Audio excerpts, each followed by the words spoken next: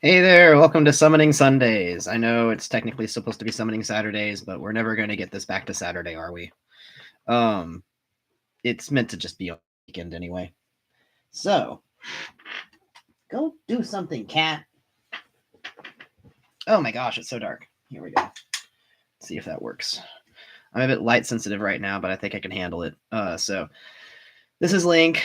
Sometimes the body isn't very happy about everything that's happening to it. I think that we could say that's the case in like all of 2022, huh? So, right now I'm dealing with some blowback from being in the body. Have like kind of a visual moire effect that's happening, like just sort of iridescent. Things are warped. Things aren't quite rendering right in part of my vision, but not all of it. It's a little hard to read, for instance. A little hard to watch videos. But this do. So let's do this for a while. So I want to talk about the body, and I want to bring an allegory into play here. I've already brought the flame into view. Well, let's bring it further into view.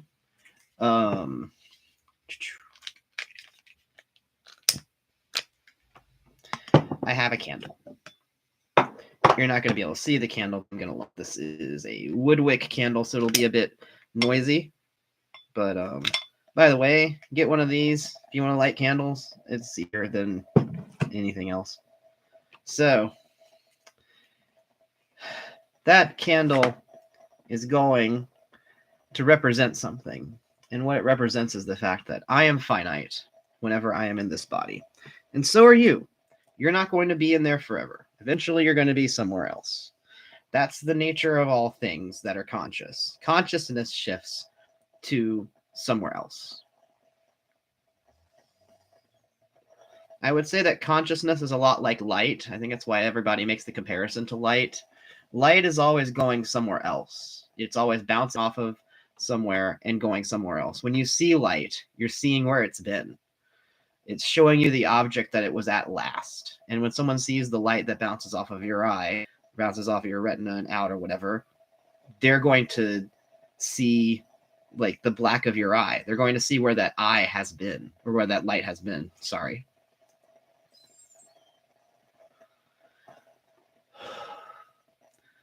And so consciousness itself is quite transitory. It is not permanent. It will not stay in your body. Pardon me. This body is being very finite today. That's all right. That's what bodies do. It's not that bodies are disposable, far from it. It's simply that the body must be respected in a different way because it is finite. And therefore, there are certain things that we just put the body through at certain times. For instance, right now, I'm a bit light sensitive, so I'm going to put this where I don't have to look at it all. The time. Because it's just too much.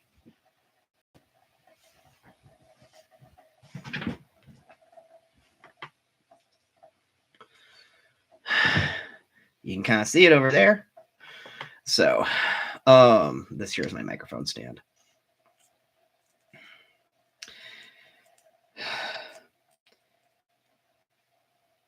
Often people don't value the body and consciousness that they have as much as they value an external consciousness that they're trying to summon or channel. They think of that consciousness as not just a higher consciousness, as in from like some sort of higher vibration or plane. When I put quotations around higher, it's because direction really doesn't matter at that scale. And so it could be lower, it could be higher, it could be wherever, it could be to the left or the right, different strata. From my perspective, I see a lot of planes affected by me, kind of in my breadth, and so I might say that they are. I see a lot of planes under me, but it's not because I'm superior to them. It's because they're kind of in my shadow by way of how the universe is arranged. It does not confer any superiority or inferiority, but it does seem like it does. It's better to think of it fractal. If you're on one arm of the fractal, then all the little nodes on that arm, those are all controlled by that arm to a certain extent. They're going to be in a certain place in the universe because the arm is there. If you have a certain arm of the Milky Way, then stars are in that arm, and where that arm goes, those stars go.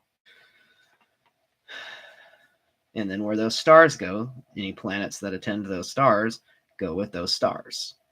It's not because there's something in the universe that says, the right of kings must be recognized by all creatures, and the sovereignty of this entity shall be sacrosanct unto every level. It doesn't work like that. Nobody ever made up that rule.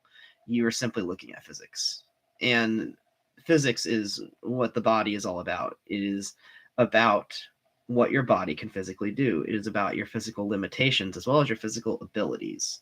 There's so many physical abilities that spirit entities don't have, because a spirit entity is a projection of consciousness from somewhere else.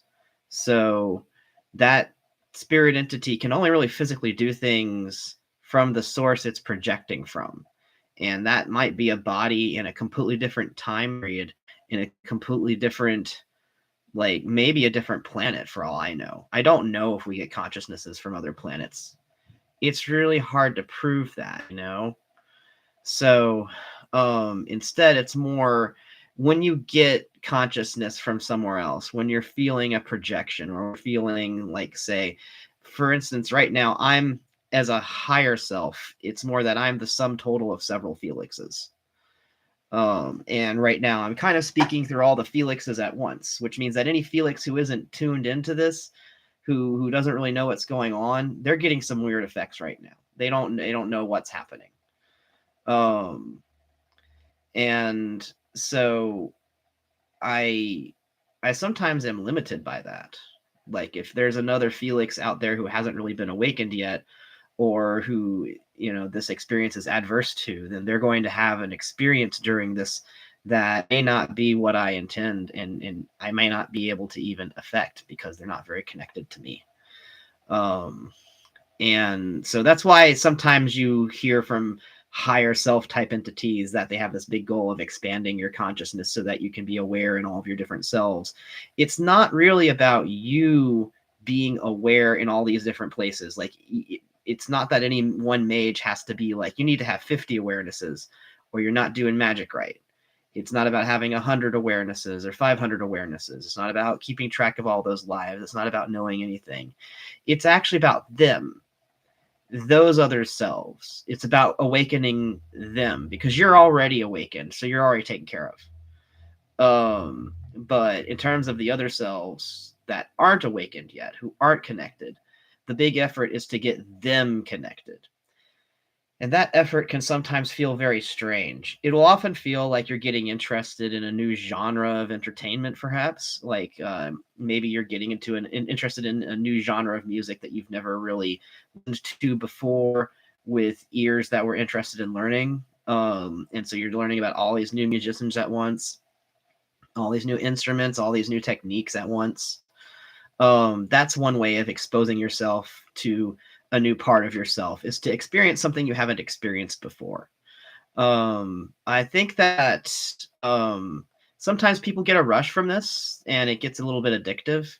I call these experience junkies, and they're usually travelers, as in actual physically traveling around the world. Maybe they like going to amusement parks. They want to go on a new roller coaster, another roller coaster they haven't experienced before, another one. It can be addictive because as you have this new experience, you unlock this new part of yourself. You have this rush of all these new experiences and all of this new potential. And after you have that happen, what you need to do is actually take the time to take all that in and kind of digest it. You don't have to immediately figure out what all of it is at once, but you do need to give it some time to settle. If you immediately have a new experience on top of that, and a new experience on top of that, et cetera, sometimes you will not actually get the benefits of those new experiences because you're not properly taking them in. If you have too many on top of each other, then it all just kind of, I'm not even going to say it all kind of blends together. At some point, your short-term memory simply doesn't bother making it into long-term memories in a way that really matters for you. The most important part of your experiences are going to be your memories. The most important part of your experiences are going to be your memories. And this is where it gets a little bit difficult because the subconscious does not really make memories in a way that's always accessible to you. Sometimes you will not be able to remember anything from your spiritual experience, your channeling experience, your summoning experience, whatever, your scrying experience. Sometimes you won't remember any of the prophecy that somebody told you that was supposed to be really important. And you'll remember it when you need to. It might be years from then. This is the mystery of memory. Memory retrieval is sometimes difficult when you're trying to do it on purpose. But when you need it, it can simply float to the top like a bubble. It just shows up. And it's really hard to depend on that, especially considering like all of the scientific focus right now on things like Alzheimer's, keeping your mind sharp into old age, all of these tips that are being thrown around in news articles. And it's funny because humans don't actually know how memory works for the entire extent of it. They know how some of memory works, but they do not know how all of memory works.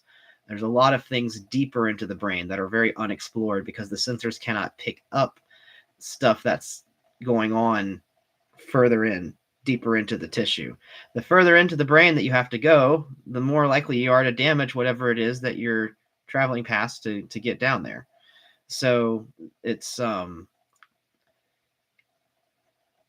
area where there's not a lot of, I'd say, hard provable data. I don't even want to kind of say scientific data, but basically there's a kind of data that humans seem to pay attention to that says, okay, now this is real. And when it comes to memory, that all hasn't been done yet. And so until you have the science on it and you know exactly how you're supposed to do it in terms of medical stuff, what do you do until then? Everybody has all these different experiments. Everybody has all these different techniques that have been passed down through old wives' tales or shamans or whatever.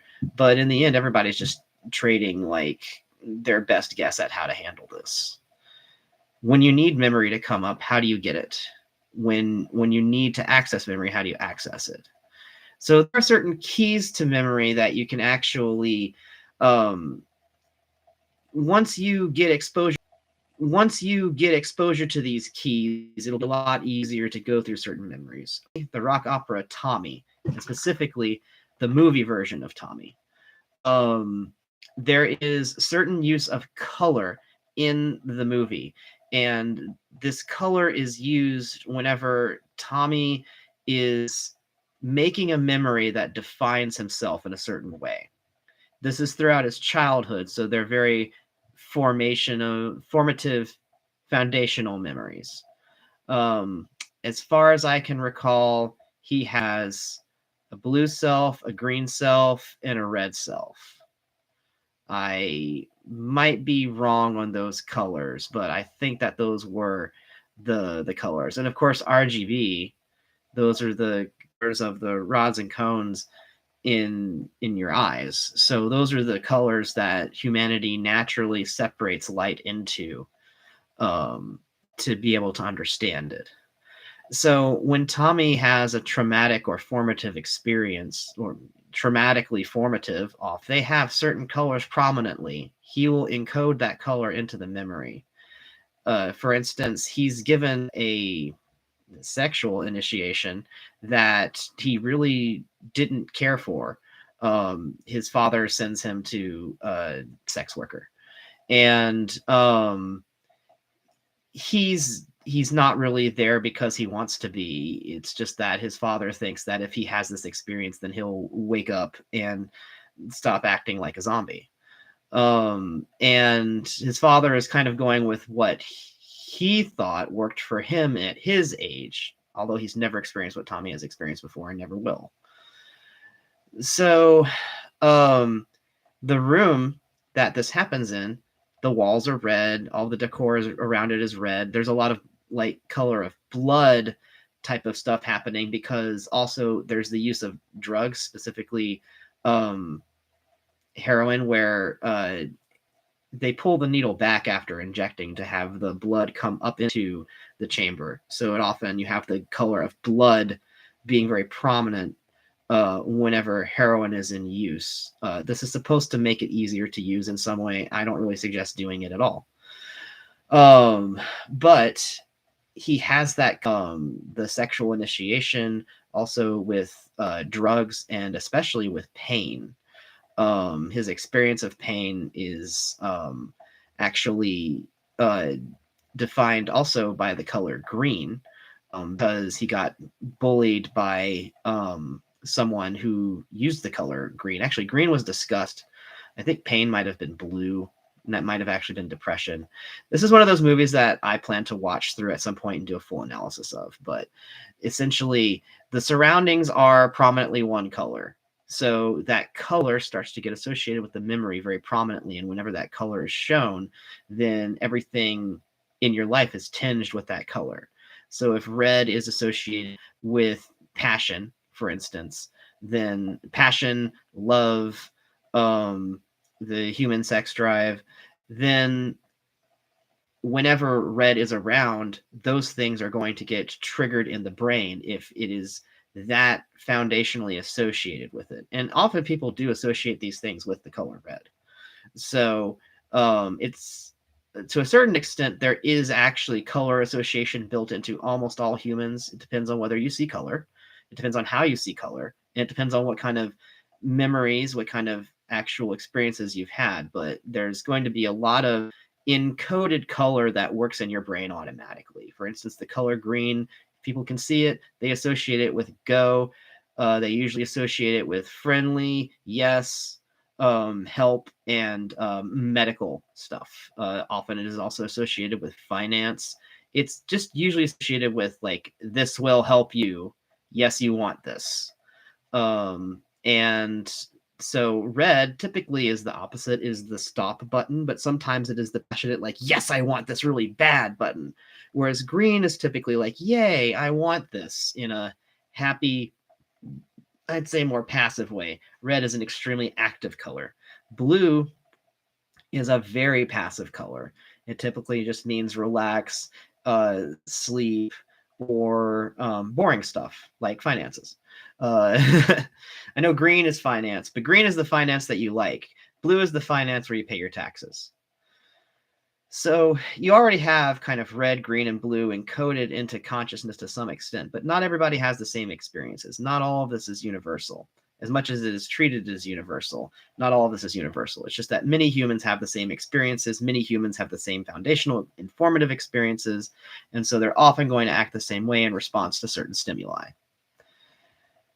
So if you're trying to access certain memories, starting even just from the very basic stuff, what color was around? What color were the walls? What color was the floor or the ceiling?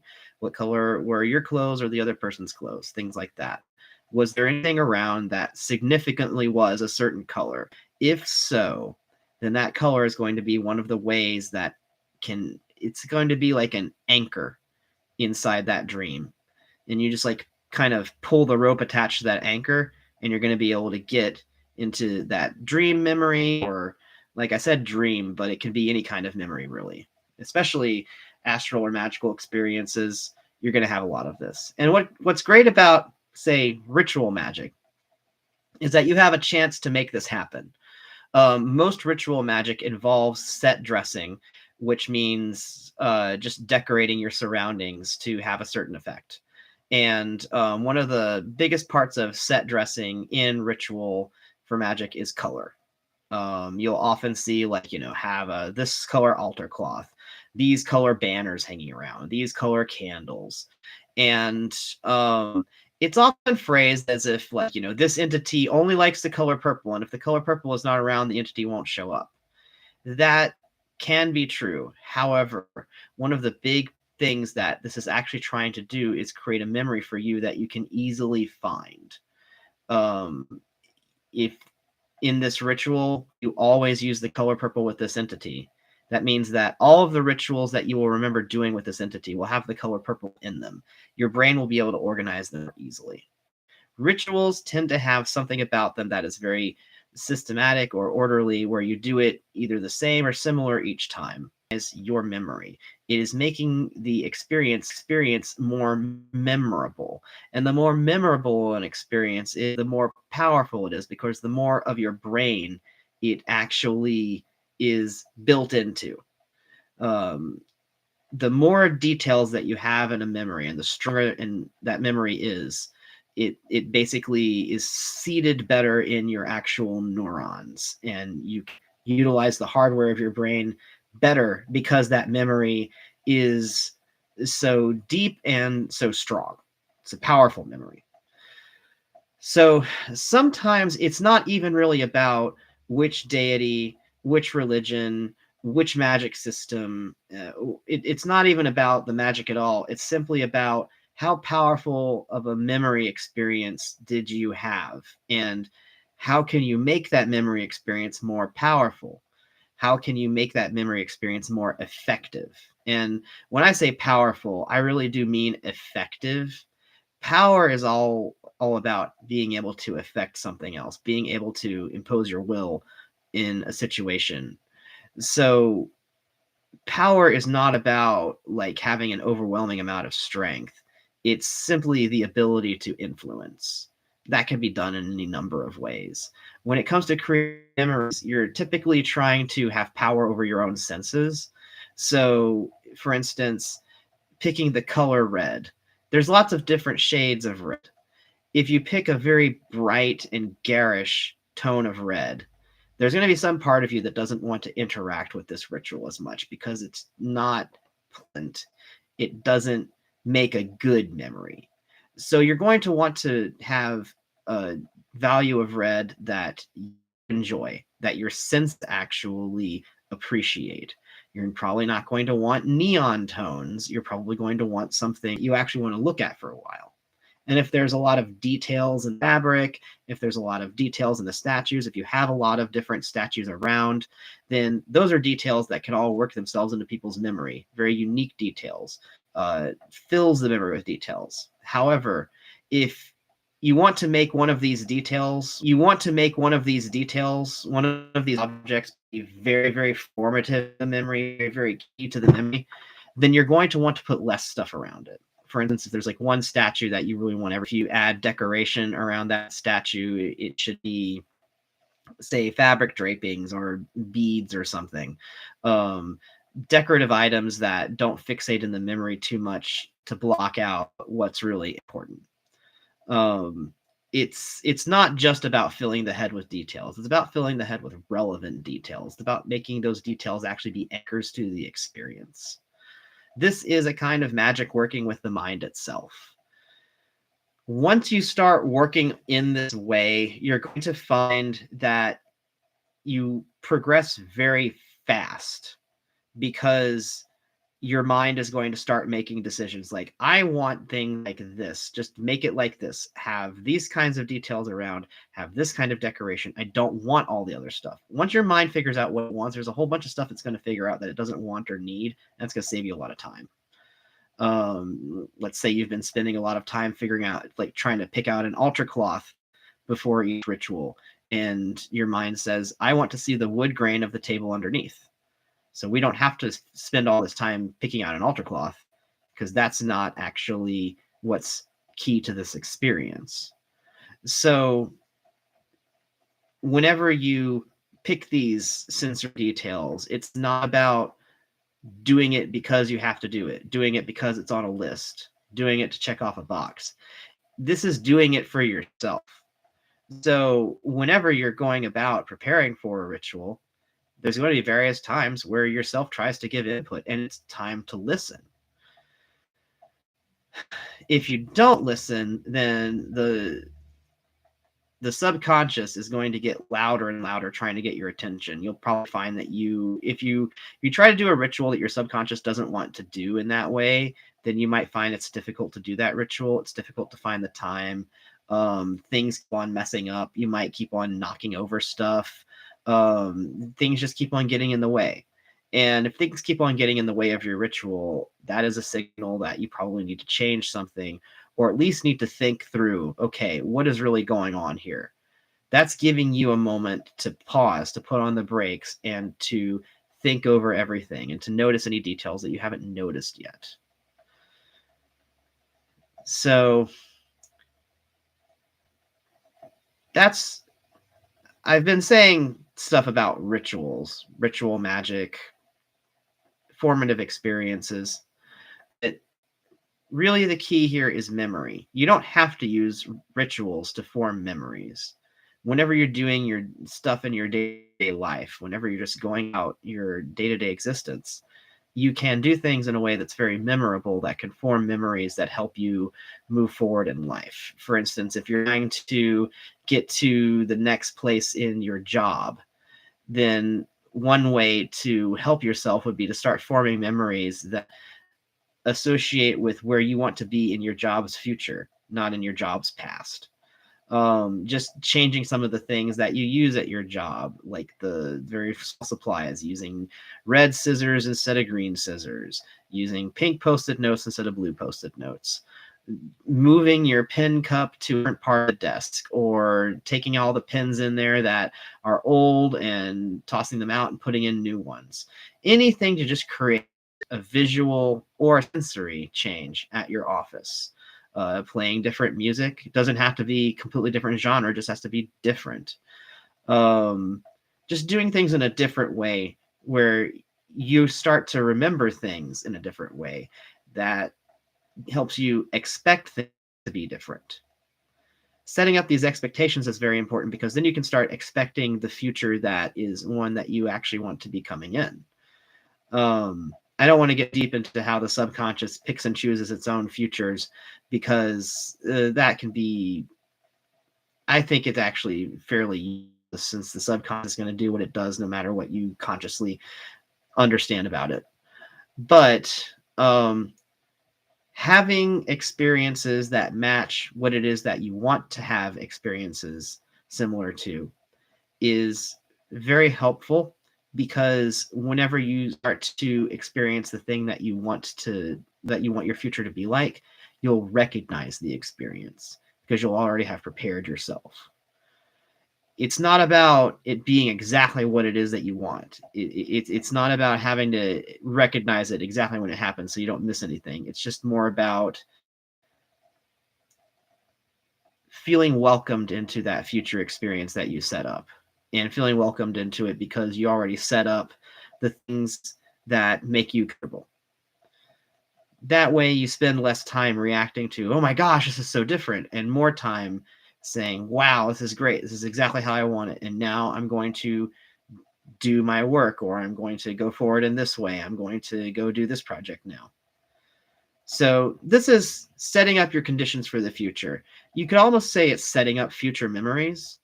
If you're tired of things going a certain way, you're tired of having certain experiences, then it sounds like you want to start making memories that are much different than those memories you already have.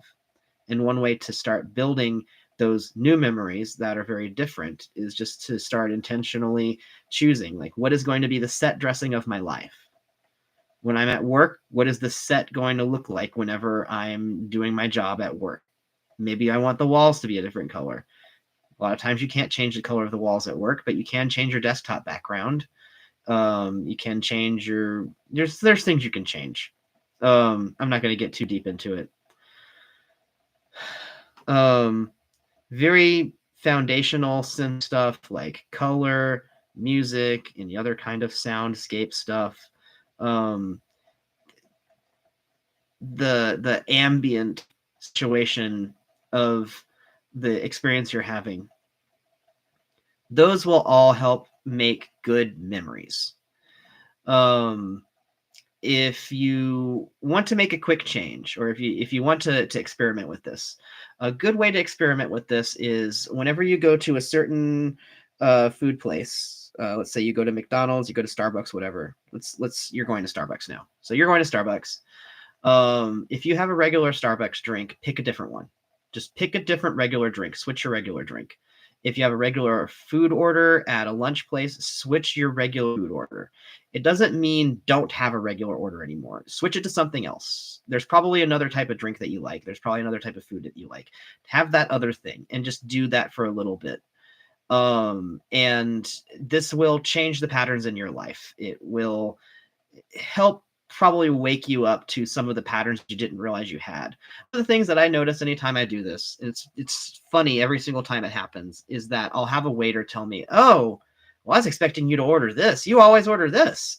And there's almost this accusation of, "But you're supposed to do this every time you show up here." And when people around you have that expectation kind of projected on you, like, "Oh, I'm expecting all these things from you," like you'll be amazed just how many expectations people project on you day to day that you did not expect. Changing your color of post-it notes, you would be surprised how many people will comment on that, or just any type of thing that you've always been doing in a certain way. Just changing that to a different way, not really meaningful different. The color of one's post-it notes doesn't really mean a lot, but it gets noticed. um the little ways that you do things, the routines that you have, especially the routines that you have, those get noticed. When you change those routines, people around you will notice, because they will also have to change, even in the most minute of ways. Like when it comes to the waiter, or the barista who has memorized your regular order, the thing that you will find out is that sometimes those people actually recognize you when you come into the place and are already pre-making the order they're expecting you to make. They're getting ready for the order that's anticipating from you. They're trying to save some time. And I found that whenever I changed my orders up a couple of them, and I liked it better that way. Um, it's a little bit weird when people are predicting exactly what it is that you're going to eat or drink, in my opinion. Maybe that a little bit paranoid level. I think you need to start changing your move set to see what else that you're capable of, because there's a lot more of life that you're just not exploring yet. And also, just if you've been getting the same drink at Starbucks for 5 years, then you've been making that same memory at Starbucks, that same sensory memory of taste at Starbucks, that same sensory memory of tasting the drink, look at the drink, getting it from the barista and stuff. That will be a little bit different each time as they change the cups, maybe as they change the arrangement of the shop, but the flavor is going to be relatively the same each time, and the experience is going to be relatively the same each time. So you've had the same memory happening for 5 years now. If you've been getting that same drink at Starbucks, that's always the same way. It always tastes the same. You're basically having a 5-year long memory. So changing that is a big thing. Your senses are going to taste a different drink, and then they're going to realize, like, well, I can't make this be a continuance of all the other memories I've had from Starbucks. I'm going to have to make new Starbucks memories. All of a sudden, your brain's going to kind of take its Starbucks section and have to expand it out. Same with just any other kind of change that you make. If you had a routine and you change that routine, then that part of your brain has to expand to be able to save all this new material, to catalog all these new experiences. Because before it could say, "Oh, just like before. It was like the last time." It could save on space by saying "just like the last time." But if it can't say "just like the last time" anymore, there's a lot more thinking your brain has to do. And you're going to need to drink that Starbucks drink because you're going to need the calories. You're going to be doing all this new brain work. This is a way to change your brain. It's a way to change your brain that's relatively benign, because it's not like I'm saying, "Hey, go watch some different news, go read some different forums on a different political topic."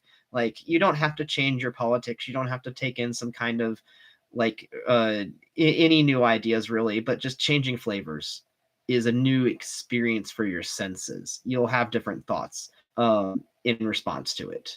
You'll find it's very interesting to compare new drink forming memories to memories that are forming off of the drink that you've always had before. Just like kind of pay attention to how your head feels whenever you're having the new experience, whenever you're sorting the new memories into short term, and those eventually will go into medium and long term.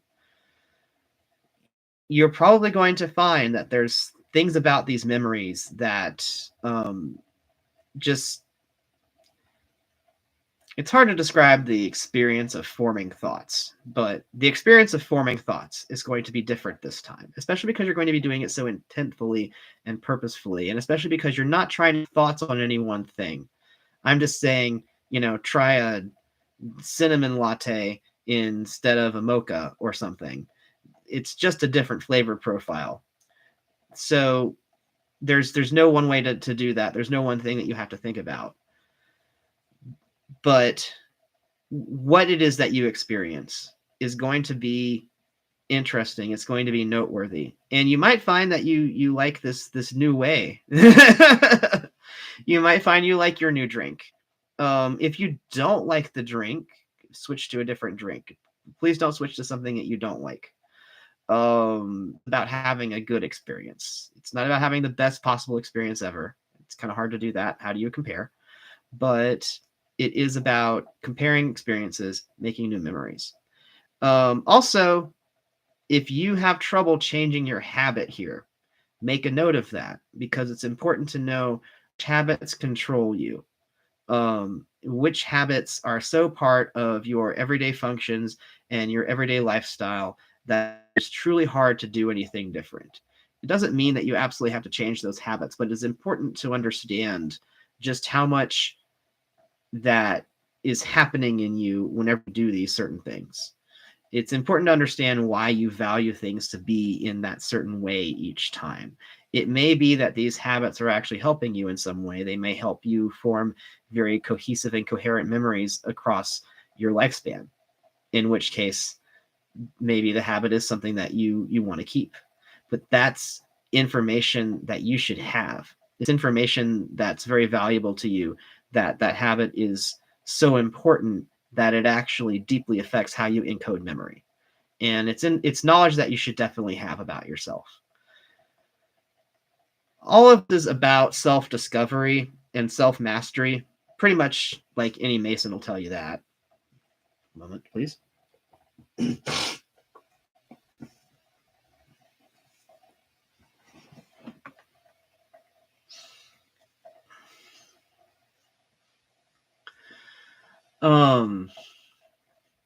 But self-mastery, it's not about being perfect. It's not about being the best at something. Self-mastery is simply understanding yourself deeply enough that you're able to do the things that you want to do, how you want to do them, when you want to do them. And it's vitally important because these occult rituals, this occult magic, it's often got a lot of investment put into it. There's expensive tools, there's a lot of your time put into it, and it takes a lot of focus and concentration. Usually you're supposed to do it on the first take in one go. I'm gonna phrase it like a movie, because the experience is so immersive that it's like being a film. It's very ritual theater in that way.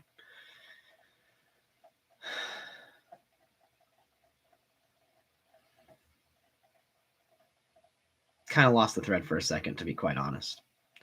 So, set dressing for ritual theater, very important. Making new habits. The value of this whenever you're doing it with ritual magic.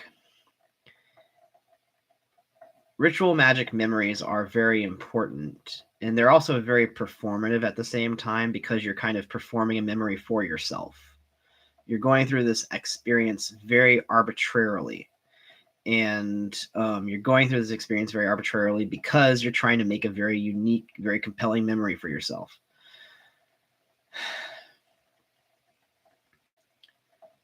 So some of these tips are simply about not wasting your time, or not having to go through an experience over and over and again in a way that you don't really have very strong memory. And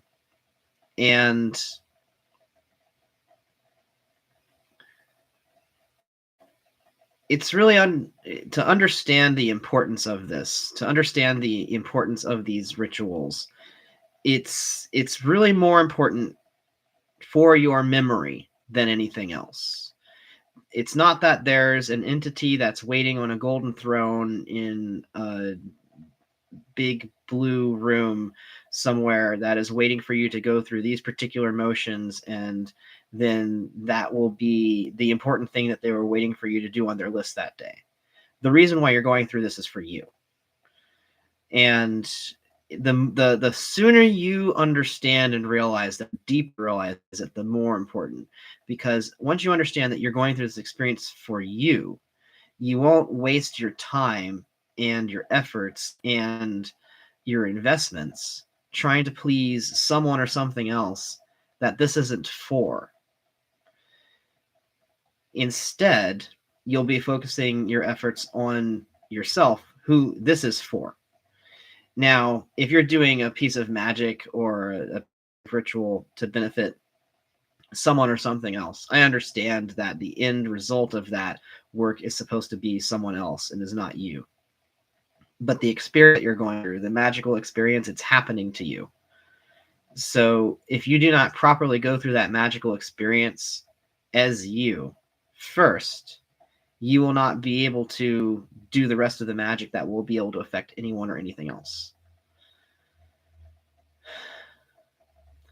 Also, your experience, the experience that you remember, the memory that you have of making this magic, is very vitally important for the magic working. So making sure to keep yourself in your own head as opposed to keeping yourself on the target of the magic's experience. You need to understand that you're going through your own experience. You need to have that experience. Sorry if that got a little bit displaced and a little bit weird, but I think that at some point we'll probably have some charts and diagrams.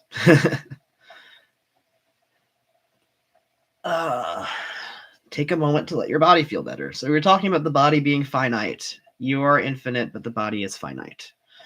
That is one reason why I have these last about an hour and then I stop. No matter if I feel like I'm on a roll, I just stop. Your body doesn't have as much gas as you think it does.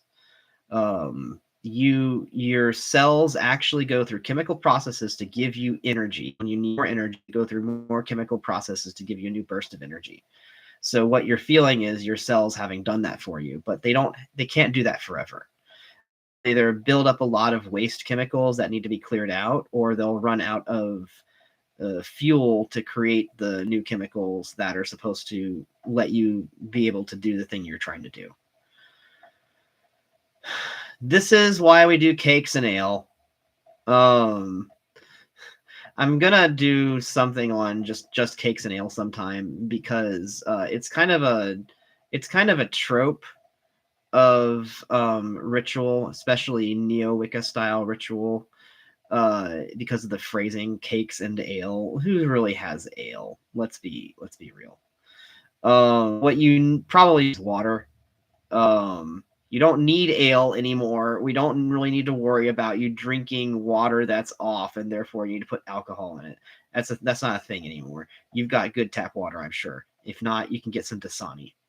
So, get some water, get some little dead cakes if you need. Like, have a cookie, get some crackers. You can get a burger if you want. When they say cakes and ale, what they really mean is you need to have a snack. You need to recharge your body because you just did a lot. And every single time. It's every single time. Sometimes occultists will think, or will say, I've heard some of them be like, oh, I don't have to do the cakes and ale thing. I'm fine. I manage my energy. I've learned to manage my energy to where I don't need to eat after I do magic.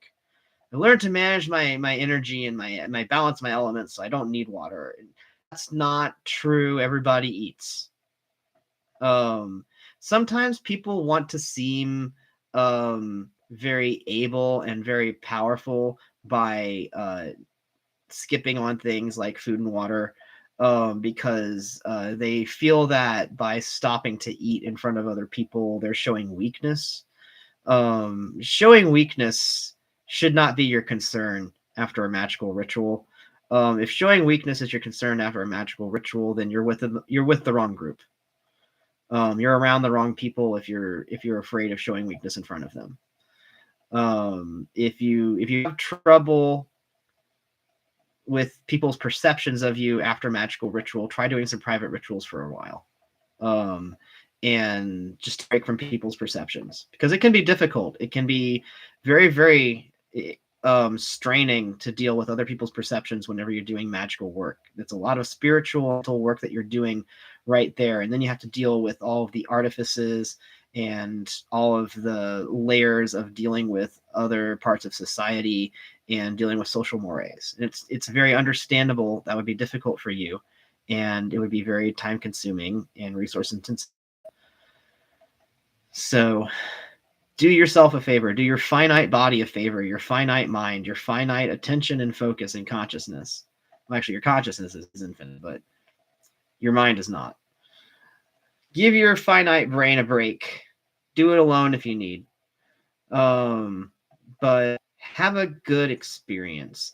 Treat yourself to a good immersive experience. It doesn't even have to be about anything. I think it's the worst part is whenever people are like, what do I need to do the ritual for? It's like, you don't have to do it for anything. Just commemorate something. It's January. Do the January ritual. Oh boy, it's January.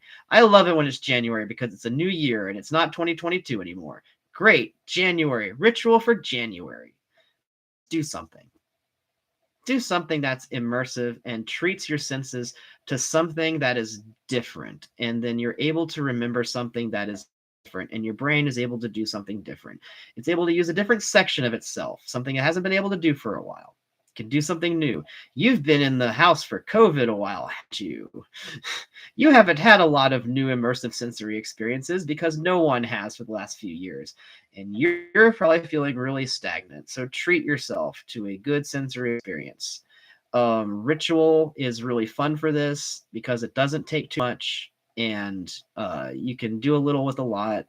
Just make things be one color, light some candles, play some music, make some good smells, either light some incense or put out some potpourri or something. But treat your senses to something different. Show them a night on the town, or at least, a 15 minutes to an hour on the town, and see how you feel after that. See how your brain is after that. See what these new sections of your brain are like that have opened up to be able to save up this new experience. I think you're really going to like it. I think you're really going to enjoy it. I highly recommend it. One thing I'll give you a tip on when it comes to these new experiences. So the human mind makes memories very easily if it feels fascinated. And the way that it does that is that it looks at shinies. Shiny glittering things like a candle flame, a snow globe or a glitter globe, crystal balls like this, shiny gems, glitter. We already said glitter. But like seriously, just glints of light. You look up at the stars. When the human eye sees glints of light, it encodes the memory differently. It makes different eye movements, and this causes your brain to do the storage different, and it will probably be helpful for you engaging with your subconscious. If you find that you're zoning out a whole bunch when you do it, then stop. You did it enough. Once you're zoned out, you done did it enough. Now go have more of the experience and put a blanket over the thing. So by the way, this is why if you do a ritual around a fire, it's kind of a free source of light to entrance people, because they could just stare at the fire and have that brain thing happen. That's one of the reasons why you see so much flame or fire sources when it comes to any kind of magical or occult or religious rituals. Torches, candles, lamps, all that. I think that pretty much wraps it up. Have a memorable experience. Go enjoy it. I don't really have many other things to say. Goodbye.